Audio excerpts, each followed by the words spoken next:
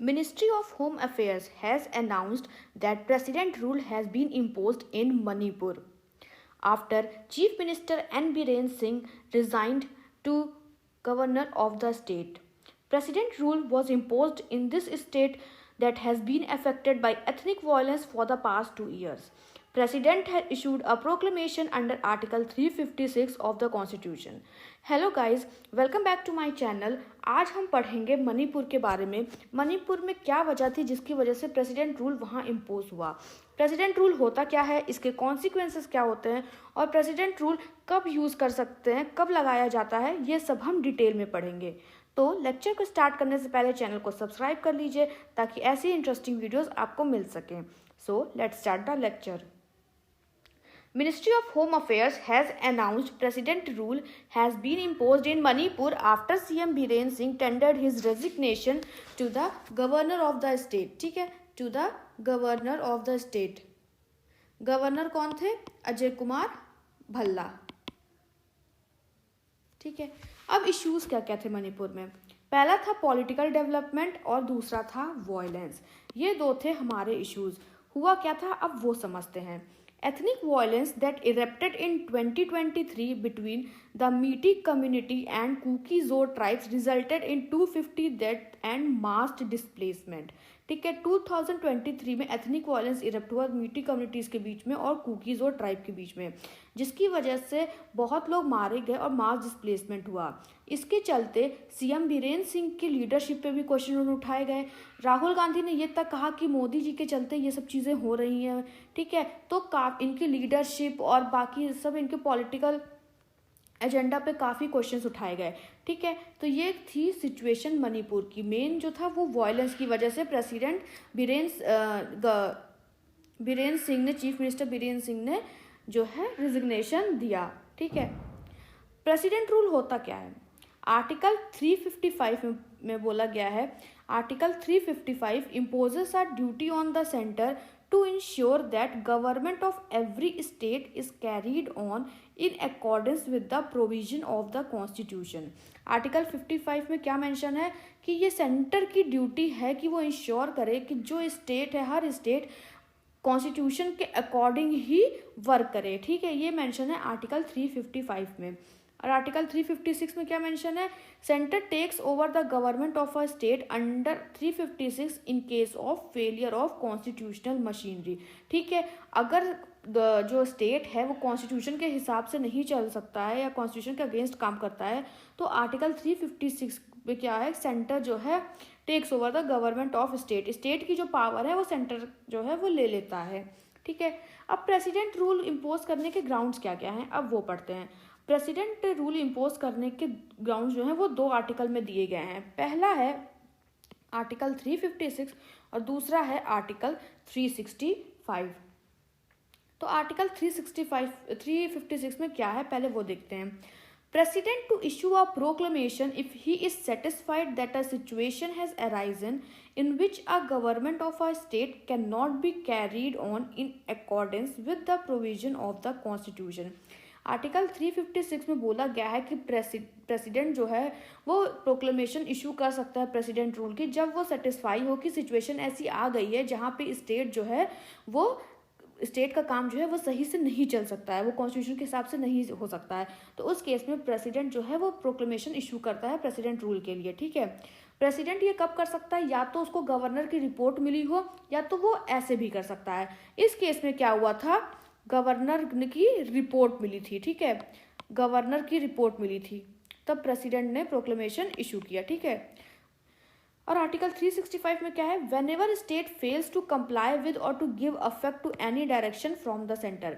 ठीक है, पहला ग्राउंड क्या था, जब प्रेसिडेंट सेटिस्फाई हो कि सिचुएशन ऐसी आ गई है कि वो कॉन्स्टिट्यूशन के हिसाब से स्टेट नहीं चल रहा है या कॉन्स्टिट्यूशन में जो जो प्रोविजंस लिखे हैं उस हिसाब से स्टेट फंक्शन नहीं कर रहा है, तब वो इम्पोज कर सकता है प्रेसिडेंट रूल। और दूसरा आर्टिकल 365 में मेंशन ये है कि जब स्टेट कोई सेंटर कोई डायरेक्शन देता है या सेंटर कुछ करता है, कहता है, कोई लॉ लाता है, अगर इसके स्टेट उसके अगेंस्ट जाता है, ठीक है, सेंटर की डायरेक्शन को फॉलो नहीं करता है, तब भी जो है प्रेसिडेंट रूल इम्पोज किया जा सकता है।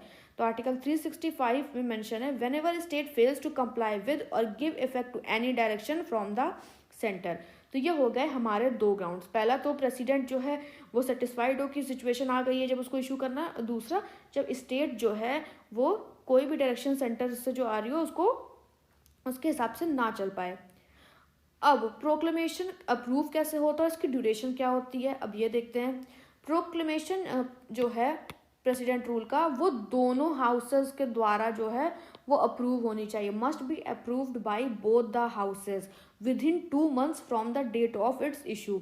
जैसे अगर आज प्रेसिडेंट रूल के लिए प्रोक्लेमेशन इशू हुआ है तो अगले 2 महीने के अंदर अंदर तक प्रेसिडेंट रूल जो है वो अप्रूव हो जाना चाहिए, ठीक है। अच्छा, जब प्रेसिडेंट, जैसे आज प्रेसिडेंट रूल के लिए प्रोक्लेमेशन इशू हुआ और उस समय लोकसभा डिसॉल्व है, ठीक है, डिसॉल्व है या उसका डिसोल्यूशन हो जाए, ठीक है, डिसोल्यूशन हो जाए, तो जब लोकसभा वापस फॉर्म्ड होगी तो उसके 30 दिन के बाद तक ही ये जो प्रोक्लेमेशन है वो वैलिड है। उतने 30 दिन के अंदर तक ये प्रोक्लेमेशन अप्रूव हो जानी चाहिए लोकसभा के द्वारा। इस इन मीन टाइम कि राज्यसभा उसको पहले ही अप्रूव कर चुकी हो, ठीक है, इस 30 दिन में जो है वो अप्रूव हो जानी चाहिए। President rule continues for 6 months and can be extended for a maximum period of 3 years with the approval of parliament after every 6 months। President rule जब इम्पोज होता है तो वो 6 महीने के लिए वैलिड होता है, ठीक है। उसके बाद हर 6 महीने पे आप जो है उसको रिन्यू कर सकते हो, उसको कंटिन्यू कर सकते हो, ठीक है। और मैक्सिमम कब तक कर सकते हो, 3 साल तक ही आप कंटिन्यू कर सकते हो। जब कॉन्टिन्यूएशन के लिए बात हो रही हो, ठीक है, जब कॉन्टिन्यूएशन के लिए बात हो रही हो प्रेसिडेंट रूल की और उस समय लोकसभा डिसॉल्व हो, ठीक है, डिसॉल्व हो, ठीक है, या ठीक है, तो जब लोकसभा फॉर्म्ड होगी, ठीक है, तो उसके 30 दिन के बाद तक ही प्रोक्लेमेशन कॉन्टिन्यूएशन का जो वो है वो रह सकता है, तब तक जो राज्यसभा जो है वो अप्रूव कर देनी चाहिए। मतलब क्या है, जब भी प्रोक्लेमेशन इशू हो प्रेसिडेंट रूल के लिए और लोकसभा उस टाइम ना हो, ठीक है, वो डिसॉल्व हो गई और उसका डिसोल्यूशन हो गया हो, ठीक है, तो जब लोकसभा दोबारा फॉर्म्ड होगी तो सिर्फ लोकसभा जब फॉर्म हुई जिस दिन, उसके अगले 30 दिन तक ही वो प्रोक्लेमेशन जो है वो इशू कर सकती है, उसको अप्रूव करना है, ठीक है, 30 दिन का टाइम होता है। और अगर कंटिन्यू करना हो लोकसभा डिसॉल्व हो तो भी जब फॉर्म हो तो उसके अगले 30 दिन तक ही उसको अप्रूव करना होता है। मीन टाइम में राज्यसभा जो है वो अप्रूव कर चुकी होनी चाहिए। अब क्या है, passed by simple majority, simple majority से पास होता है। सिंपल मेजॉरिटी मतलब majority of members of that house present and voting, उस हाउस में कितने मेंबर प्रेजेंट और कितने वोट कर रहे हैं उसकी मेजॉरिटी से डिसाइड होता है, ठीक है। फिर अब आते हैं कुछ चीज़ों पे, ठीक है। 44th कॉन्स्टिट्यूशनल अमेंडमेंट एक्ट में एक नया प्रोविजन लाया गया। नया प्रोविजन क्यों लाया गया, ताकि जो पार्लियामेंट की पावर है एक्सटेंड करने की प्रेसिडेंट रूल, उसको थोड़ा रिस्ट्रेन किया जाए, उसको कंट्रोल किया जाए, पार्लियामेंट अपने मन से ना चले, ठीक है। तो उसमें यह बताया गया कि to restrict the power of parliament to extend a proclamation of president's rule beyond 1 year। अगर 1 साल के बाद भी आपको प्रेसिडेंट रूल अगर एक्सटेंड करना है तो कुछ कंडीशंस होंगी। तो प्रेसिडेंट रूल 1 साल के बाद आगे तभी कंटिन्यू होगा, तभी एक्सटेंड होगा जब नेशनल इमरजेंसी लगाई गई हो, ठीक है। नेशनल इमरजेंसी या तो पूरे कंट्री में हो या तो उस स्टेट में हो, ठीक है। नेशनल इमरजेंसी के केस में एक्सटेंड होगा 1 साल बाद, या तो इलेक्शन कमीशन ने बोला हो कि इस टाइम जनरल इलेक्शन जो है वो नहीं हो सकता स्टेट लेजिस्लेटिव असेंबली में। Election commission certified that general election can not be held in the state legislature assembly. इन दोनों केस में ही जो है पार्लियामेंट वो 1 साल के बाद और उसको एक्सटेंड कर सकता है प्रेसिडेंट रूल को। ये किससे आया, 44th कॉन्स्टिट्यूशनल अमेंडमेंट एक्ट में ये प्रोविजन ऐड हुआ। अब प्रेसिडेंट रूल जो इम्पोज हुआ मणिपुर में, उसके क्या कॉन्सिक्वेंसेज होंगे, कॉन्सिक्वेंसेज क्या होते हैं, अब वो पढ़ते हैं।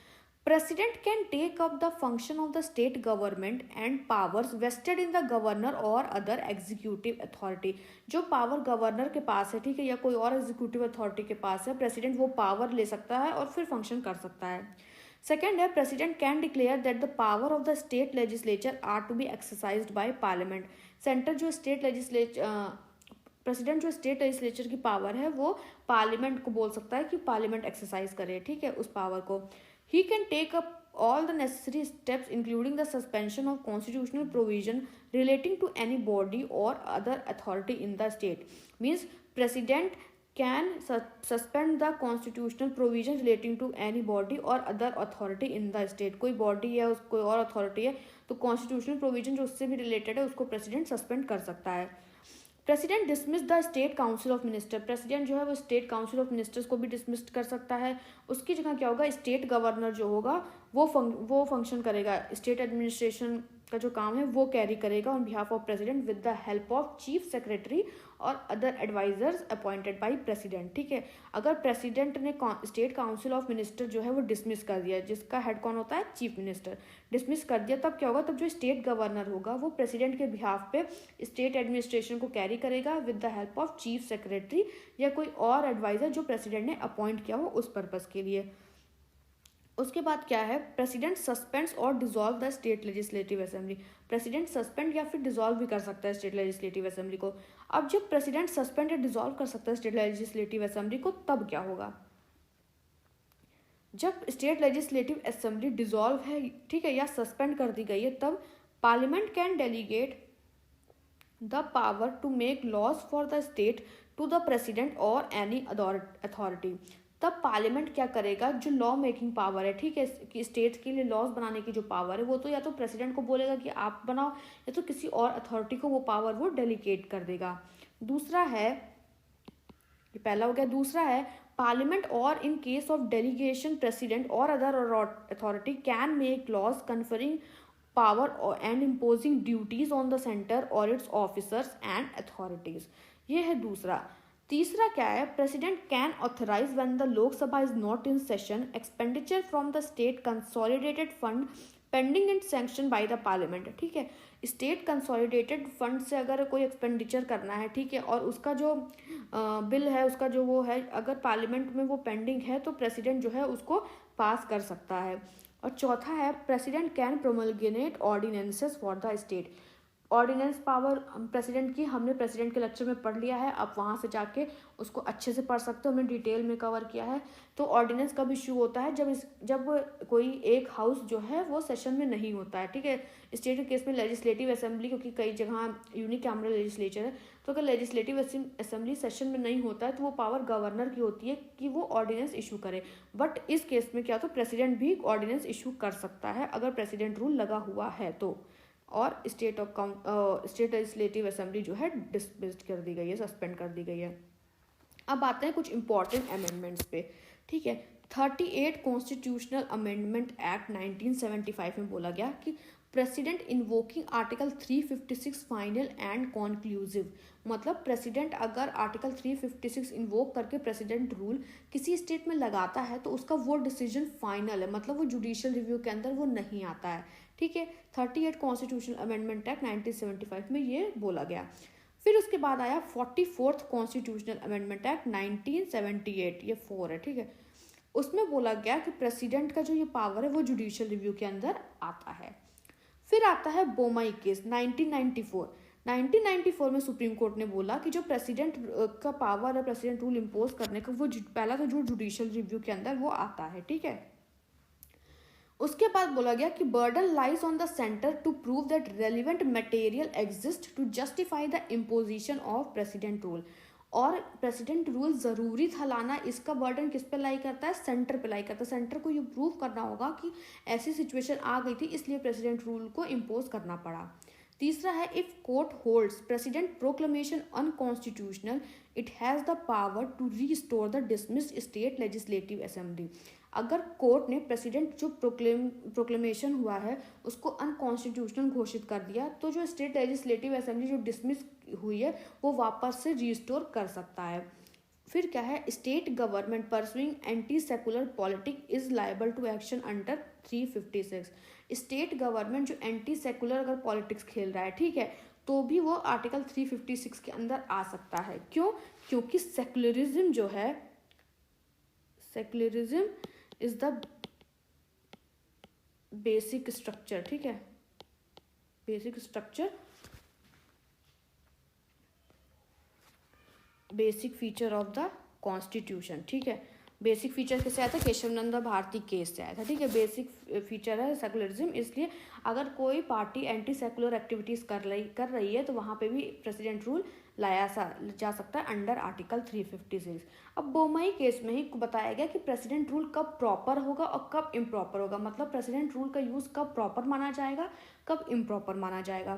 तो आइए ये पढ़ते हैं। President rule in a state would be proper अगर when after general election no party secures a majority, ठीक है। जब जनरल इलेक्शन हो गए हों और कोई भी पार्टी को मेजॉरिटी वोट्स ना मिले हों, इसको हम क्या कहते हैं, इसको हम कहते हैं हंग असेंबली, ठीक है। अगर किसी भी पार्टी को मेजॉरिटी वोट्स नहीं मिले हैं, उस केस में प्रेसिडेंट रूल अगर आया तो वो प्रॉपर माना जाएगा। दूसरा है when party having majority declines to form ministry and governor can not find coalition ministry. अगर जो पार्टी में मेजॉरिटी आई है, अगर वो मिनिस्ट्री नहीं फॉर्म करती, वो मना कर देती है और गवर्नर को कोई कोलिशन मिनिस्ट्री नहीं मिलती है, ठीक है, तो उस केस में भी प्रेसिडेंट रूल इम्पोज हो सकता है। तीसरा है when a ministry resigns after defeat in the assembly and no other party is willing or able to form ministry। जब मिनिस्ट्री रिजाइन कर दे क्योंकि उसको मतलब असेंबली में वो हार गई हो और कोई अदर पार्टी मिनिस्ट्री फॉर्म करने को नहीं मतलब चाहती हो, उस केस में भी प्रेसिडेंट रूल इम्पोज हो सकता है। चौथा है physical breakdown where government wilfully refuses to discharge is constitutional obligation. जब गवर्नमेंट ये खुद से ही मना कर दे कि वो कॉन्स्टिट्यूशनल ऑब्लिगेशन मतलब कॉन्स्टिट्यूशन में जो भी पावर्स हैं, जो भी मतलब चीज़ें हैं, वो उसको उस फंक्शन को डिस्चार्ज नहीं करेगा, उस केस में भी प्रेसिडेंट रूल इम्पोज करना प्रॉपर माना जाएगा। पांचवा है when constitutional direction of the centre is disregarded by the state government, ठीक है। जब सेंटर ने कोई डायरेक्शन दिया हो और स्टेट गवर्नमेंट उस डायरेक्शन को ना माने, उस केस में भी हम जो है प्रेसिडेंट रूल इम्पोज कर सकते हैं। ये कौन सा आर्टिकल था, आर्टिकल 365, जो कि हमने ऊपर पढ़ा था।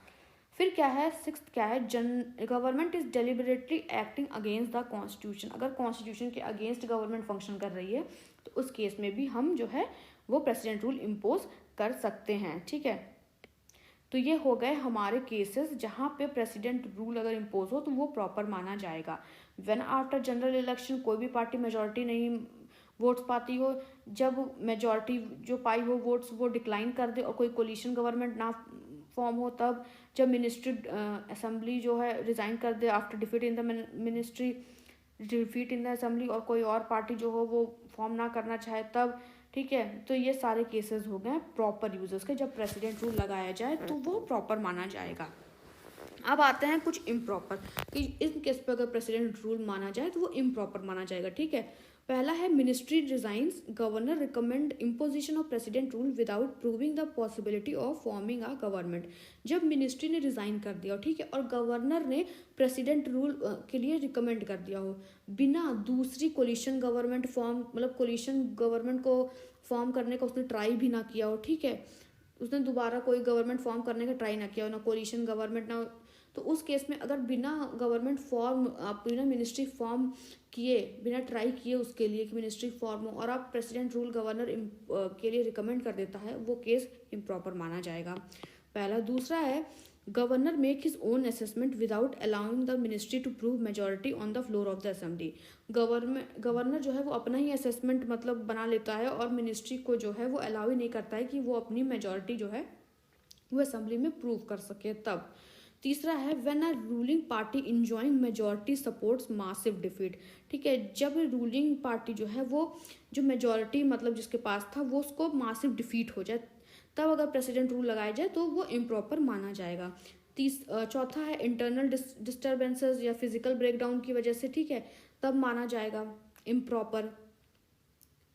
उसके बाद क्या है माल एडमिनिस्ट्रेशन और allegation of corruption against the state. अगर माल एडमिनिस्ट्रेशन का चार्ज लगा हो या कि करप्शन का चार्ज लगा हो स्टेट गवर्नमेंट के ऊपर, ठीक है, तब जो है वो प्रेसिडेंट रूल इम्पोज किया जाएगा, ठीक है, तो वो इम्प्रॉपर माना जाएगा। तो ये थे हमारे इम्प्रॉपर केसेस। तो ये था पूरा प्रेसिडेंट रूल की मणिपुर में पहली बात तो क्या इश्यूज हुए, वायलेंस हुआ, जो एथनिक ग्रुप में कॉन्फ्लिक्ट से उसकी वजह से बीरेन सिंह पे जो था उनकी लीडरशिप पे क्वेश्चन हुआ, इतने सारे लोग मारे गए, ठीक है, तो उन पे क्वेश्चन हुआ, फिर एक रिपोर्ट आई कि वो जो है वो मेजॉरिटी नहीं फॉर्म कर पाए। तो ऐसी बहुत सारी चीज़ें, मेन तो वायलेंस और पॉलिटिकल डिस्टर्बेंसेस की वजह से जो है मणिपुर में ये इश्यूज चल रहे थे। उसके बाद प्रेसिडेंट रूल कौन से आर्टिकल्स के कौन से ग्राउंड्स होते हैं, उसमें आर्टिकल 356 आर्टिकल 365 ये 2 ग्राउंड्स होते हैं जिस पर प्रेसिडेंट रूल इम्पोज किया जाता है। ठीक है, कॉन्सिक्वेंसेस क्या होते हैं हमने ये पढ़ा, प्रेसिडेंट रूल कब प्रॉपर माना जाएगा कब इम्प्रॉपर माना जाएगा हमने ये पढ़ा। तो ये पूरा था हमारा प्रेसिडेंट रूल के बारे में। आई गारंटी कि कोई भी ऐसी चीज़ नहीं होगी जो कि मैंने छोड़ी हो, जो कि मिसिंग हो। ठीक है, इस सारा जो आपका पूरा प्रेसिडेंट रूल एक वीडियो में मैंने कंप्लीट कर दिया है। ठीक है, मिलते हैं नेक्स्ट लेक्चर में। इस लेक्चर को वीडियो अच्छी लगी हो तो लाइक करो, शेयर करो और चैनल को सब्सक्राइब करना मत भूलिएगा। Thank you.